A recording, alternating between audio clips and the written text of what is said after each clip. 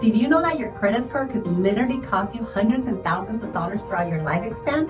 Well, today we're going to be talking about how credit scores are calculated, how they're obtained, how you may be able to improve on this credit scores, and stay tuned because at the end I will show you how to get a free credit score and what are a few of the things that you can do to tweak it in order to improve on it and so that you could account on those thousands of dollars worth of savings. So now let's get into it.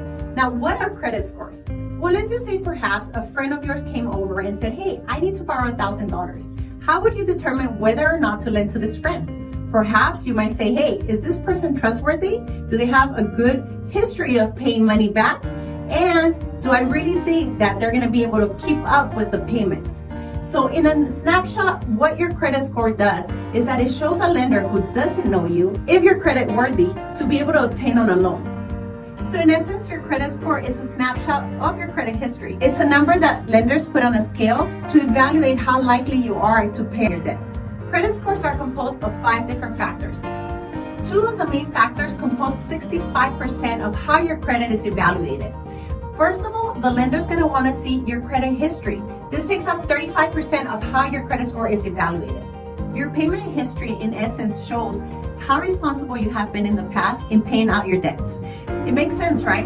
How responsible you have been in the past will forecast how responsible you will be in the future. And this is something that's really important to somebody who's going to be lending you money. Now, the second biggest factor in calculating your credit score will be your total amount owed, your utilization. What does this mean? Well, in essence, when you apply for a new credit, you might be told that you can qualify for up to $100,000. Well, maximizing that line will actually affect your credit score because you might be viewed as somebody who's living well over their means. So it's really important that you try and keep your credit limits up to 30%, no more than the total limit that you are actually qualified for. I like to think that it's even better if you keep it under 10%. So make sure that anytime you have a credit line, you are staying 30% or below so that you can maximize your credit score in this area. Now, to this point, I've had people say, hey, Rosa, I have a great credit score because I have not used any credit for the last 4 years. In reality, it's better for you to utilize your credit than not to use it at all. Remember, the only way that credit bureaus will know that you're alive is if you're reporting on your credit. So always run your credit, but use it responsibly. Make sure you're paying it down on time and that you're staying under that threshold of 30%. The next factor has to do with your credit history. Now, you could think of this almost as those old films that you used to watch where somebody would come into their barber shop perhaps and say, hey, could you just put that on my tab? Well, why would the barber do this? Because they knew that this person had been in that shop plenty of times and he would be back at a future rate. Likewise, your credit history will let a lender know that you have been around for a while and that you have established credit on your credit score. Now, the last 2 factors have to do with types of credits and new credit. They each account for 10% of your total credit score. Now, the first one has to do with diversification. Lenders like to see that not only do you rank up all your credits in store credit cards perhaps, but that maybe you also have credits when it comes to a car, perhaps a home, or other types of credits. So diversification composes this area. Now, new credit has to do with how often you're taking up on credit you may not need. For example, how many credit cards are you opening at all your favorite stores? The lender wants to make sure that you're being responsible with the amount of credit lines that you're opening. So now let's move over to how your credit scores are being accounted for. Now, there are 3 credit bureaus in essence that are reporting your credit score. These are TransUnion, Equifax, and Experian. On the topic of how your credit score is rated, you have a range. That range is anywhere between 300s of upwards of 850. Now, anywhere between 300s to 599, that's considered a bad credit score. Ideally, you always want to be between 640 and above. Most lenders will consider anything above a 680 or higher a good credit score, but ideally, if you could get in between 760 up towards 850, your credit score will be considered very good or exceptional, which will ultimately help you get those great interest rates that you want to obtain, especially on your bigger purchases, such as a home. That's why it's so important that you avoid late payments altogether. Anytime you become 30 days late or longer on your credit score, it will negatively affect your credit score. And remember, this is one of the biggest percentages of the pie as to how your credit score is being calculated. Now, so far we have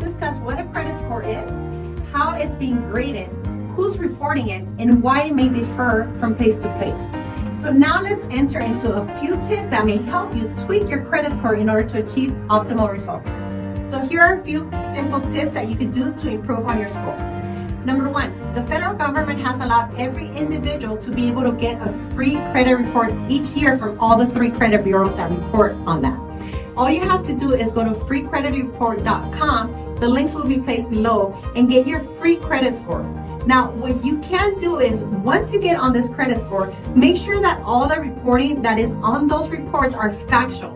If there's any accounts that you don't recognize, any addresses or any names that may not be you, you definitely want to dispute this. Now, you can do it so simply by following the next step. Now, the next step will be for you to go to each of these 3 credit bureaus and open up your free account. When you do so, you'll be able to get notifications anytime there's a change to your credit score.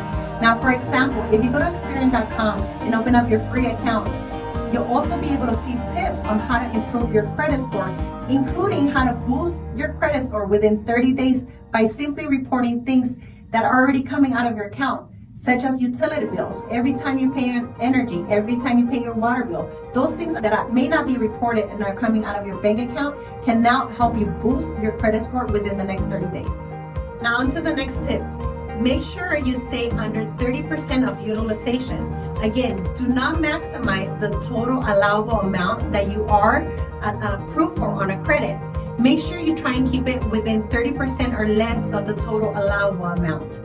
Now, if you think it's going to take you too long to pay that debt down, another possibility could be for you to contact that lender and ask them to increase your credit line. Now, the other point would be for you to have a good length of credit history.